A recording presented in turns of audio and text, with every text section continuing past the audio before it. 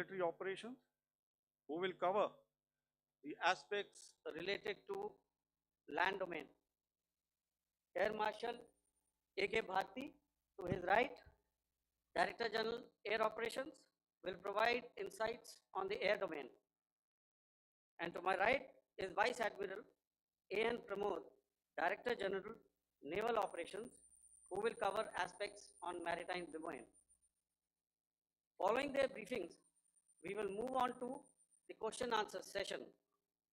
I now request the DGMO to commence the opening brief.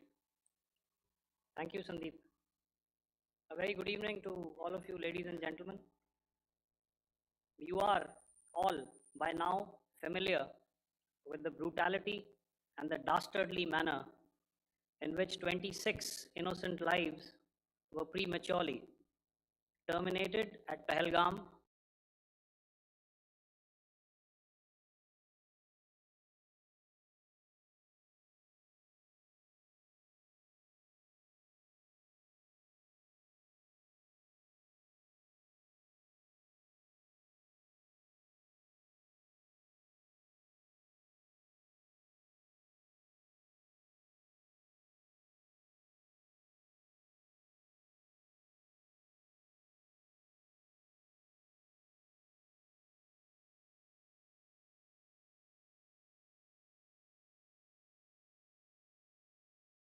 terror and to destroy their terror infrastructure.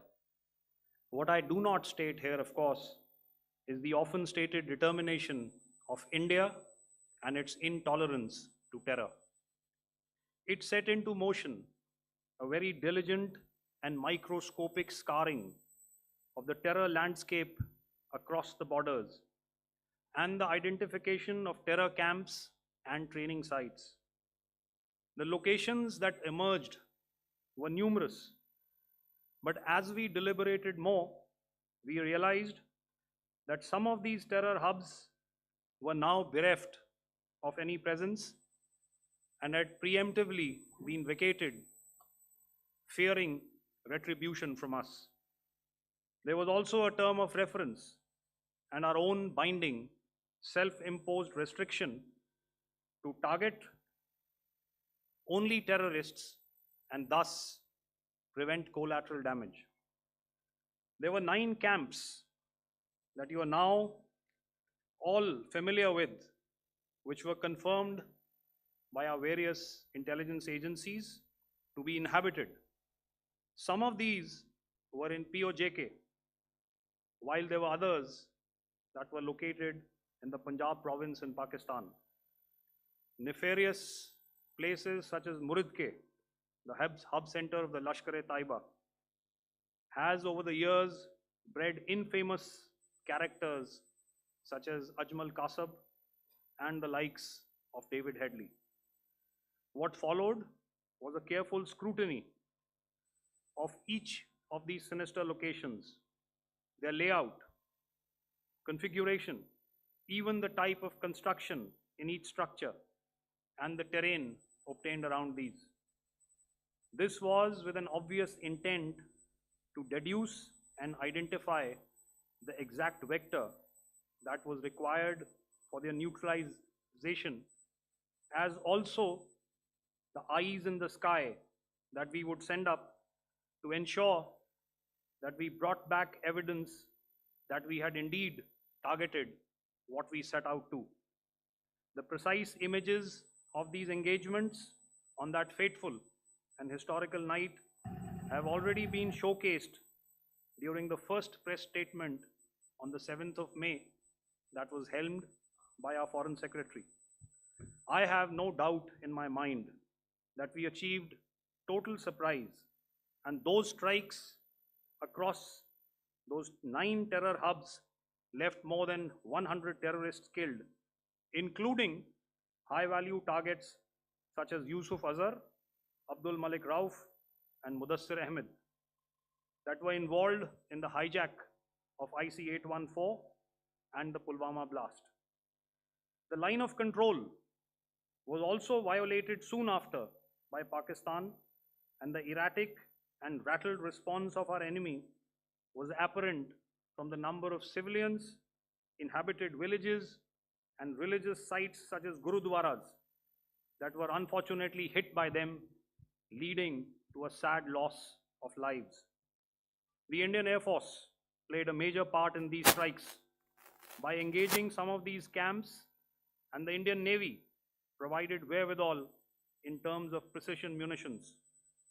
The Indian Air Force obviously had their assets up in the sky, and I will here request Air Marshal Bharti, the Director General of Air Operations, to detail for you the methodology that the men in blue adopted to successfully manifest this mission. Thank you, Rajiv. A very good evening, ladies and gentlemen.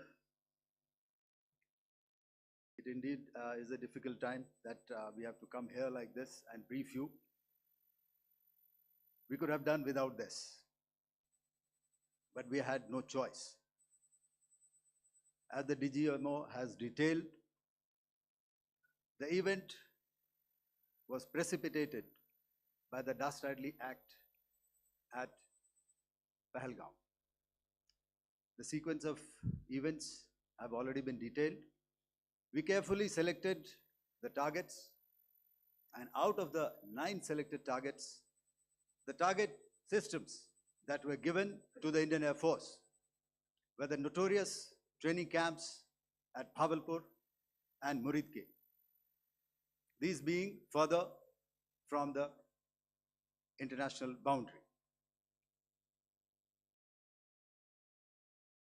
Through critical target system analysis, we analyzed what was to be done to annihilate these targets and plan to engage these targets with precision air-to-surface guided munitions so as to avoid collateral damage. Modalities of planning process, I will not go through at this instant. However, what I would like to show you is the results that we achieved through our targeted airstrikes. Could I have the second slide, please?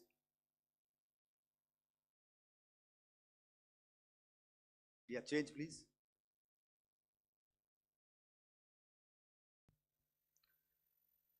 Okay. This is what the terror infra at Muridke looks like.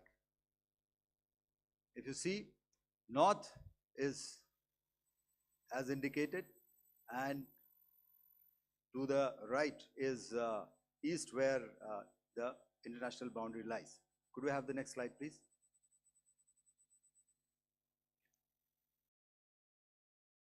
Orientating.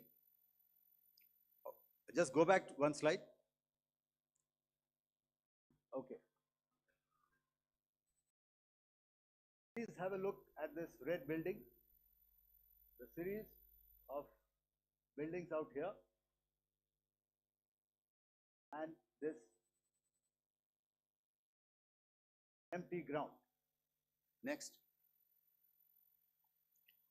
If you relate, the empty ground is here, and you see this is the first weapon that is impacting. This is the impact point number 1 on Muridke training camp with our precision guided weapon on early morning 7. Next, please. Keep your eyes glued for the second weapon coming in and the second impact on the selected target point. Next slide, please.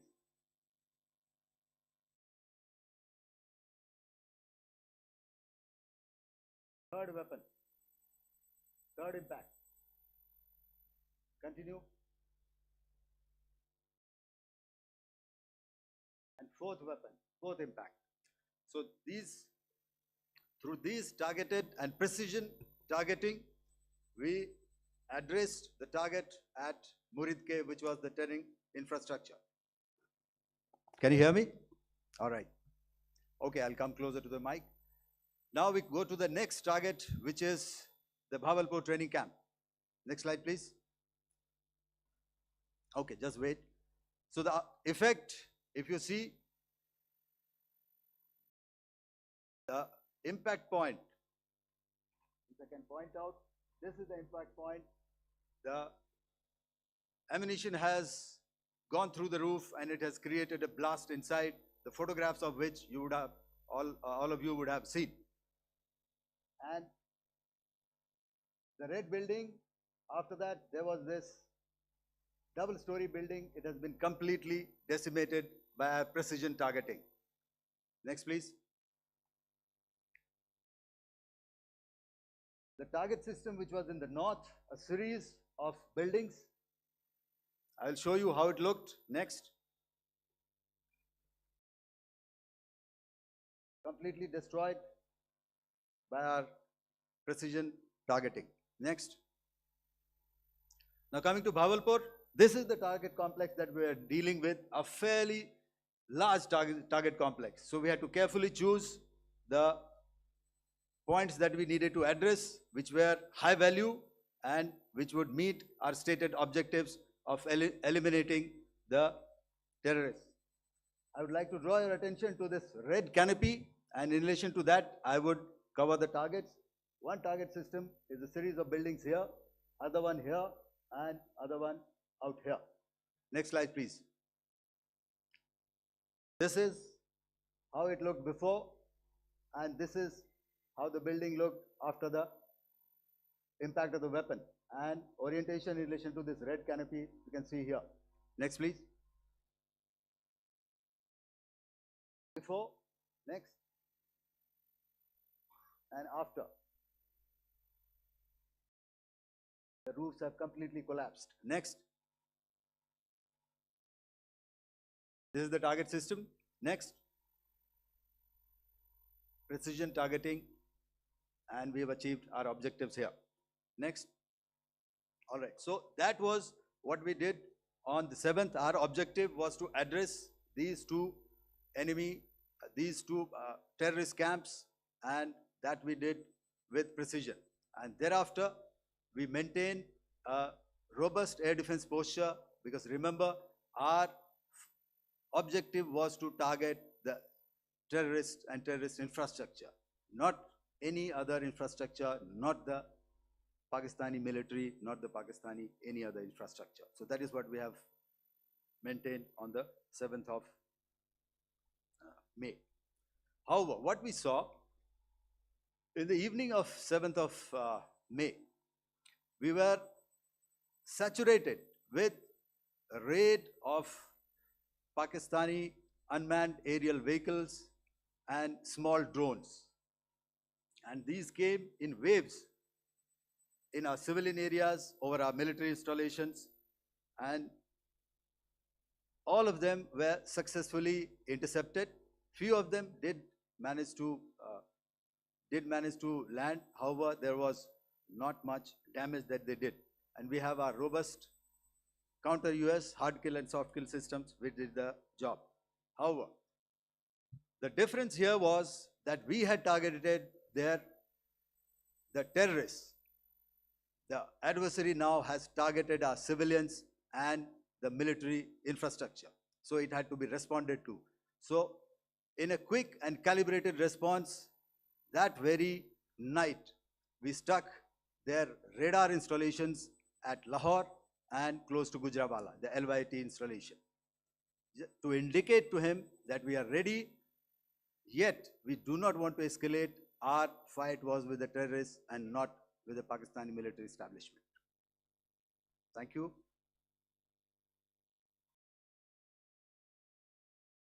Thank you, Air Marshal Bharti. So, ladies and gentlemen, he's outlined operations not only on the night of 6th and 7th of May, when Operation Sindoor commenced, but also on the subsequent night. Being well aware and familiar with the congenital and impulsive nature of our adversary, and even though we did attempt to reach out and communicate our compulsions to strike at the heart of terror to my counterpart in the immediate wake of Operation Sindoor, the request was brusquely turned down,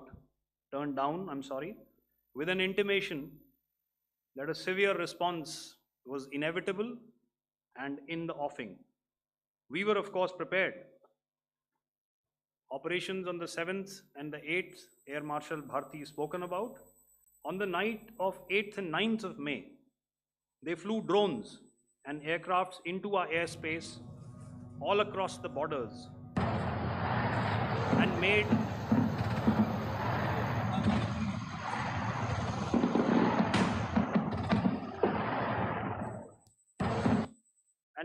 largely unsuccessful attempts to target numerous military infrastructure. Violations on the line of control by Pakistan also commenced yet again and precipitated into fierce arty engagements. The air operations on the night of 8th and 9th of May, I'll yet again request the DG Air Operations to cover.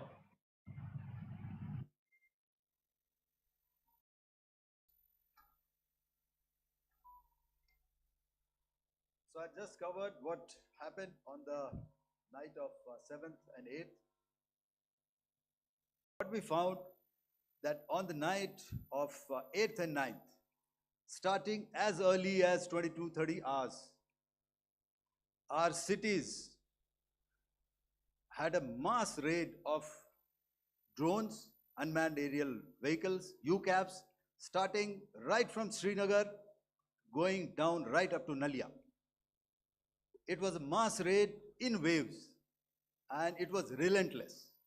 However, we were prepared and our air defense preparedness ensured that there is no damage on ground or to any of the intended targets that the enemy might have planned for. The difference between 7th night and 8th night was that on 7th night, he sent in his Yeha class of UAVs. However, these UAVs can go some distance, they are armed. However, on the 8th, less numbers of armed UCAVs were there or UAVs were there, and more numbers of quadcopters, maybe for surveillance or just for harassment of civilians. This continued till midnight. Our air defense preparedness ensured that there was no damage on the ground, either to the military installations or to the civilians. However, the enemy had yet again shown that he wanted to up the ante and he wanted a fight, and we were up to the task. In a measured and calibrated response, we once again targeted his military installations, which included his SAM sites at Malirkant. This also included his surveillance radar sites at Lahore and close to Gujranwala. These were suitably addressed, and thereafter his drone attacks continued even till morning, which we countered, and during the daytime there was some respite. Here I would like to bring out another aspect. What we found was that while the drone attacks were being launched from somewhere close to Lahore, enemy had allowed his civilian aircraft to also continue to fly out of Lahore. Not only his own aircraft, but international passenger aircraft, which is quite insensitive, and we had to exercise extreme caution, even at the cost of some tactical disadvantage, to ensure that there is no damage to any of the civilian aircraft. And this was also brought out in our press briefing during the day. So I will now hand over to my colleague to cover the events of 9th onwards. On land, we also undertook certain measures such as deployment of air defense and electronic warfare assets to establish an integrated grid with the Indian Air Force, and I have seen and heard some of you wax eloquent about the benefits of such an architecture when it comes to negating and combating air intrusions. We also carried out deployment to include movement of our forces in the land, sea, and air domains. the night of the 9th and the 10th of May saw similar intrusions by drones and aircrafts. And this time, there was a concerted effort to target airfields and some very, very important logistic installations, albeit yet again unsuccessful and denied gallantly and efficiently, I must say, by the integrated Indian Air Force and Indian Army Air Defense. We further strengthened our deployment and also initiated some pressure points to send a very clear and unambiguous message to the other side to desist from any misadventures on land. Some of the airfields and dumps saw repeated attacks in waves from the air. All were thwarted. The Pakistan Army has reported to have lost approximately 35 to 40 personnel in artillery and small arms firing on the line of control between the 7th and the 10th of May. What the other side had probably also not reckoned with was the speedy and precise turnaround and hit back by the Indian Air Force. And I will yet again ask Air Marshal Bharti to speak about these significant and game-changing strikes.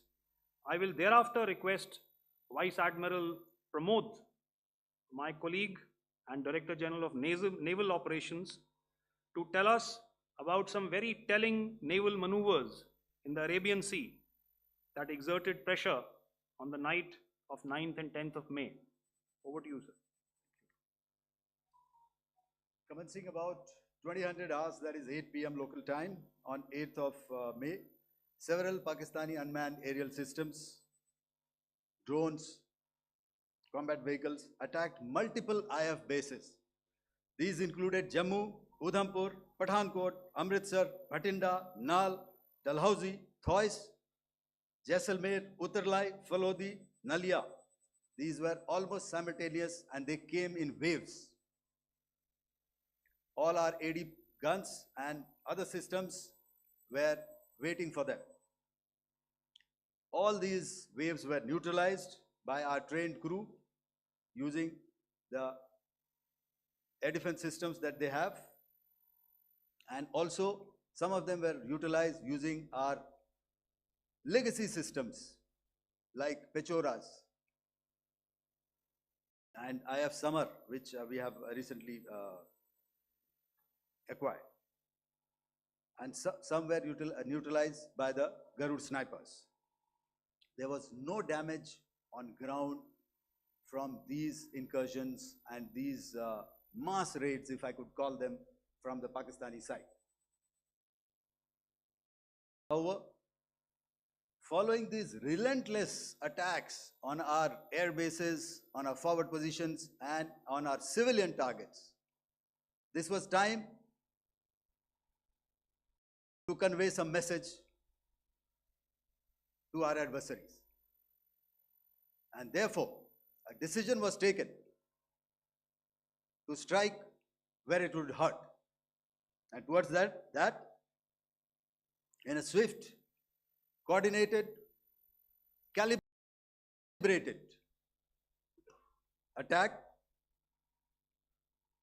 we struck air bases, command centers, military infrastructure, air defense systems across the entire Western Front. The bases we struck include Chaklala, Rafiki, and mind you, Chaklala is Islamabad, Rahim Yar Khan, Sakar, sending a clear message that aggression will not be tolerated. This was followed by strikes at Sargoda, Bholari, Jacobabad. We also struck the C2 centers at Murid, the UAE complex at Murid, Rafiki, radar at Chunia, which I will show you, Rahim Yar Khan airfield, and the unmanned combat aerial vehicle hangar at Sakar.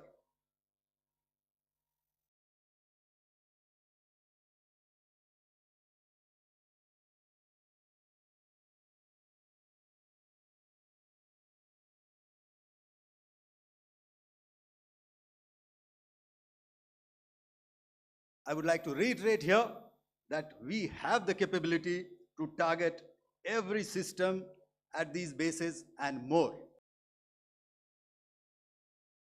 However, it was only a measured response to instill good wisdom to our adversary to refrain from further escalation. IF response was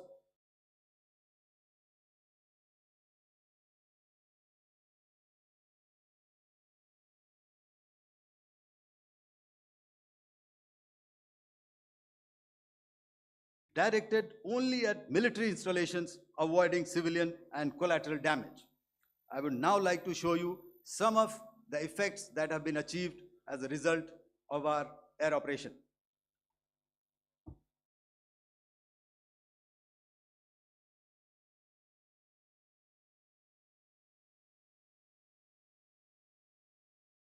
Here is the Pasroor air defense system. If you could see, zoomed up view.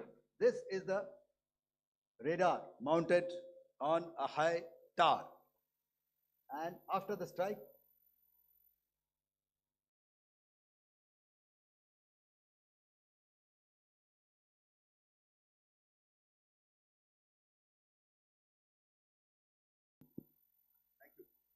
can you hear me? Yeah, thank you. And after the strike, this is what has happened. This radar has been taken out, completely burnt. Next slide, please. The Chunia air defense radar, which was taken out on 7th and 8th.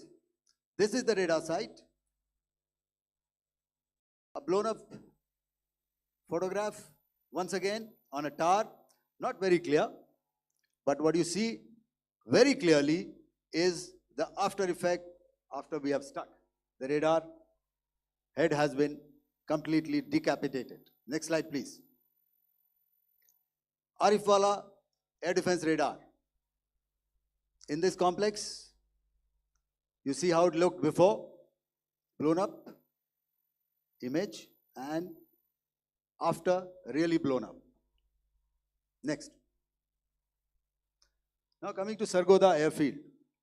Remember, this is one of their important airfields wherein they have a lot of assets, F-16s, other assets which they keep getting.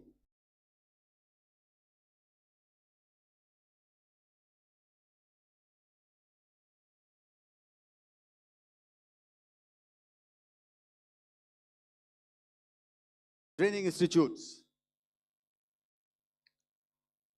And we have stuck this airfield. It is not, if you zoom in here, then one impact point here on the runway and second impact point of our weapon, precision weapon on the runway. And if you see this blown up, repairing going on. Same here. Next. Raimiar Khan. This is the area we have stuck. A deep strike out here and one complex here. So this is how it looked before, and same, you see a big crater, another crater here, and this complex after strike neutralized. Next. Chaklala airfield, Noor Khan, once again a major air base, a lot of their logistic assets out here. This was the chosen complex that we intended to strike and convey a message. Next slide, please. This is how it looked before, and this is how it looked after our strike. Next. Sakar. We chose the radar site at Sakar. This is the radar site, and after it was struck, this is the aftermath, completely burnt out. Next, please. Aircraft shelter. This is how it looked before the strike, and this is how it looked after the strike. The roof of the buildings completely caved in and burnt. Next. Bolari airfield, aircraft hangar. This is how it looked before, and this is how it looked after the precision strike. Next. Jacobabad aircraft hangar, and this is how it looked after. Next. So what I'm trying to convey here, ladies and gentlemen, is to start with, our fight was neither with the Pakistani military nor with anybody else who's there on the other side. Our fight was with the terrorists. We neutralized the terrorists that we selected to be neutralized, and thereafter, we only maintained the air defense posture. However, we were relentlessly pounded by waves after waves, night after night, by his UCAVs, by his drones, and by his other unmanned aerial systems. And that left us with no choice but to retaliate, and yet our retaliation was calibrated, it was graduated, and it was proportionate. Thank you.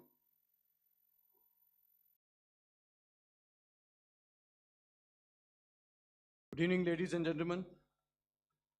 In the aftermath of the cowardly attacks on innocent tourists at Pahalgam in Jammu and Kashmir by Pakistani-sponsored terrorists on 22nd April, the Indian Navy's Carrier Battle Group, surface forces, submarines, and aviation assets were immediately deployed at sea with full combat readiness in concert with the Joint Operation Plan of the Indian Defence Forces. You may be aware that we tested and refined tactics and procedures at sea during multiple weapon firings in the Arabian Sea within 96 hours of the terrorist attack. The aim was to revalidate our crew, armament, equipment, and platform readiness to deliver various ordnance on selected targets precisely. Thereafter, our forces remained forward deployed in the Northern Arabian Sea in a dissuasive and deterrent posture with full readiness and capacity to strike select targets at sea and on land, including Karachi at time of our choosing. The forward deployment of the Indian Navy compelled Pakistani naval and air units to be in a defensive posture, mostly inside harbors or very close to the coast, which we monitored continuously. The Indian Navy maintained seamless maritime domain awareness throughout the duration and was entirely aware of the location and movement of Pakistani units. In effect, we had and continue to have good battle space transparency using our maritime domain awareness grid. As you are aware, our response has been measured, proportionate, non-escalatory, and responsible from day one. Accordingly, the calibrated approach considered all options, including the ability of the Indian Navy for offensive action from and at sea. As part of this escalation control mechanism, the application of force by the Navy was planned in a synchronized manner in coordination with the Army and Air Force, the highlight being teams from the three services working closely in an integrated manner. Along with the kinetic actions by the Indian Army and Indian Air Force, the overwhelming operational edge of Indian Navy at sea contributed towards Pakistan's urgent request for a ceasefire yesterday. As we speak, Indian Navy remains deployed at sea in a credible deterrent posture to respond decisively to any inimical action by Pakistan or Pakistan-based terrorists. Thank you. Samno Varna, Jai Hind. Now I'll hand over to Director General Military Operations for further proceedings. Ladies and gentlemen, on the 10th of May, in the morning, even as we were getting into a huddle to wargame the events of the previous night, a routine exercise, I received a message on hotline from my counterpart in Pakistan seeking my willingness to communicate. Since our initial aim was to strike at terror camps, and all our actions in the subsequent days were in response to the intrusions and violations by the Pakistan Air Force and its army, it was decided that I would indeed speak with my counterpart. You are already aware, I've seen it being covered on national television, that my communication with the Pak DGMO was conducted at 15:35 hours yesterday and resulted in cessation of cross-border firing and air intrusions by either side with effect from 1700 hours 10th of May, after he proposed that we cease hostilities. We also decided to further speak on the 12th of May, that's tomorrow, at 1200 hours, to discuss the modalities that would enable the longevity of this understanding. However, disappointingly, and must I add, expectedly, it took only a couple of hours for the Pakistan Army to violate these arrangements by cross-border and across the line of control firing, followed by drone intrusions across the expanse of the Western Front through last night and in the early hours of the morning today. These violations were responded to robustly and dealt with as they must be. We have earlier today sent another hotline message to my counterpart highlighting these violations of the understanding between the DGMOs on the 10th of May and our firm and clear intent to respond to these fiercely and punitively, if repeated tonight, subsequently, or later. In this regard, I must inform all of you that the Chief of Army Staff has earlier today conducted a security review and has granted full authority to our Army commanders for counter actions in the kinetic domain in case of any violation by Pakistan. In the end, I pay my solemn homage to my 5 fallen colleagues and brothers from the armed forces and civilians who have tragically lost their lives in Operation Sindoor. Our hearts go out to the bereaved families, and we express our solidarity to them in this lifetime and beyond, at this grave juncture in their lives.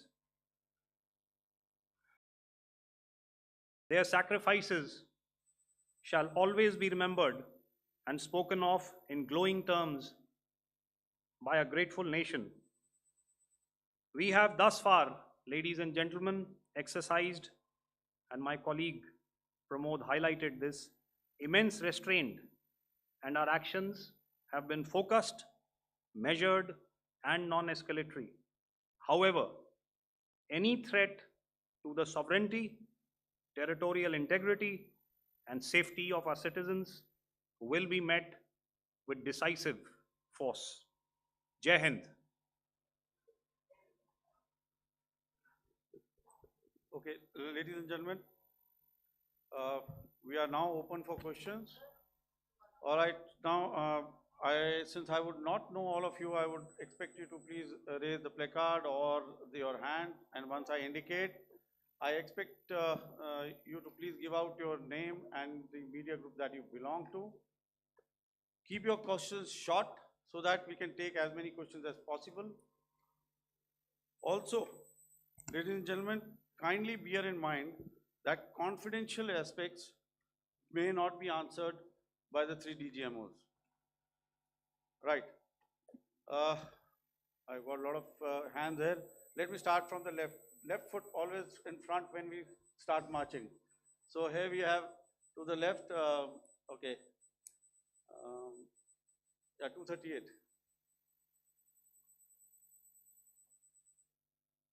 Hello. So this is Manas Pratimhuyan from PTI, Press Trust of India. So the understanding that was reached yesterday on stopping demilitary operations and actions Was it for just 3 days? And what would be the cost escalation if there is violation of this understanding by the Pakistani side?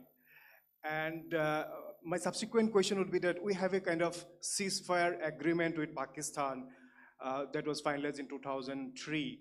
So will there be some kind of similarities in frameworks between the two kind of understandings, 2003 ceasefire agreement and the current understanding on stopping military operations? And again, what are the cost that will be incurring on Pakistan if Pakistan again resorts to this kind of terrorist activities, because we have made it very clear that the cost will be very high. So I would like to have your thoughts on it. Okay, so I'll answer the latter part of the question first. I also want to add that while the initial ceasefire agreement, as you correctly pointed out, is of the 2003 vintage, but I must remind you that in 2021, in the month of February, and this was then when the crisis in eastern Ladakh was also on, the two DGMOs had spoken and arrived at a ceasefire understanding that lasted right up until this unfortunate attack at Pahalgam. Once our Foreign Secretary had announced the decisions of the CCS in the immediate wake of that attack, he had announced certain measures, and then of course Pakistan had in turn made its own announcements. Since then, there have been certain violations of this ceasefire understanding, and of course after the 7th of May, like I pointed out during my statement, that there have been numerous violations on the line of control especially, and of course along the international boundary by the Pakistan Army and the